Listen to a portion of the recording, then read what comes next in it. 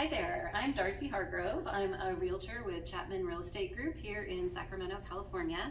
And I'm here chatting today with Lori Hawkins of Hawkins Home Loan, wonderful lender I've had the privilege to work with several times. And she is going to answer a few questions that I have and possibly you have about the California Dream for All loan program that's going to be starting up here soon. So Lori, can you tell us just a little bit about the program? Yeah. So it's an awesome program that it originally came out a year ago. We were able to help a few people in that round. So it's going to be coming out again soon. They're going to be releasing the funds, and they've so far just given us a little bit of information about how it's going to be structured. They're still going to give 20% of the purchase price to the home buyers. That will come in the form of a loan from the state, and you can apply that to down payment and closing costs. So ultimately, the home buyer could come in with absolutely nothing to close. There are a few changes this year. They've made things a little stricter. It's only conventional financing, so you have to have at least a 680 credit score, potentially 700 to qualify for more. There's the new guidelines now. If you do have to be a first-time homebuyer, that stayed the same, but now there's the new caveat of the first-generation homebuyer, which is the really new guideline that's kind of interesting everybody. So to be a first-generation homebuyer, that means? Yeah, so it means that your parents do not currently own a home, or when they passed away they didn't own a home, or if you've been in the foster care system at all, then you qualify as being a first-generation home buyer. Now, all the home buyers have to be first-time home buyers, which means you haven't owned a home in 3 years.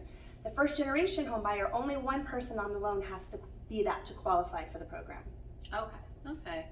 So it's called the Shared Appreciation Program. So Right. What does that mean? Yes, so when the state gives you that 20%, you do have to pay that back. So if you were to refinance down the road or sell your home, at that point you would pay back the state what you borrowed from them. In addition, any appreciation of equity that you made on the home, for instance, let's say 5 years later you've made $100,000. You would pay them back the original amount you borrowed plus $20,000, which would be 20% of that $100,000. There are a few other caveats around that. Based on income, it could be less, but that's kind of the rule of thumb of how it works. And we can always explain more to everyone's specific situation. Okay. So then in terms of the timing of the program, I know last year it was, so much excitement when it first came out, right? We were out rushing around and, people were just ready to buy. So how is that going to work this year? Yes, so one of the biggest changes is that now it's a lottery program. So over the next couple months is our chance to get everyone pre-approved, have them do the class, and get them the voucher. Then they go in line for the lottery. And if they win the lottery, the state so far has told us that they expect that the program will be ready in March and they'll release the funds in April. So we want to have everybody ready if we can, and also maybe someone has work we need to do on their credit. We can definitely do that over the next month or so and get as many people as we can ready. They do expect 20,000 people to apply and only to be able to help 1,700, but you just have to cross our fingers for the lottery and hope that we're one of the eligible ones. Okay, so it sounds like it's a good idea if you think you might possibly qualify for this to reach out soon so you can get things taken care of and ready in time for March. Absolutely, now's the time, yes. Okay.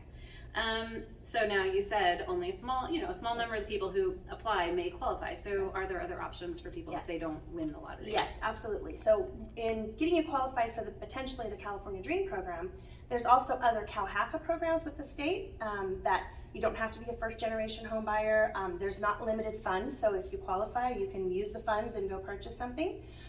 In addition to that, we have programs that aren't even connected to the state, and there's down payment assistance for people who are not even first-time home buyers. So there's so many different programs, and the first step is really reaching out to Darcy and I. We'll go through the loan application process, get you pre-qualified, and figure out which program really works the best for you. All right, that sounds great. Lori, thank you so much for clearing up some of the mystery, because I know people are asking about this program. You're welcome. All right.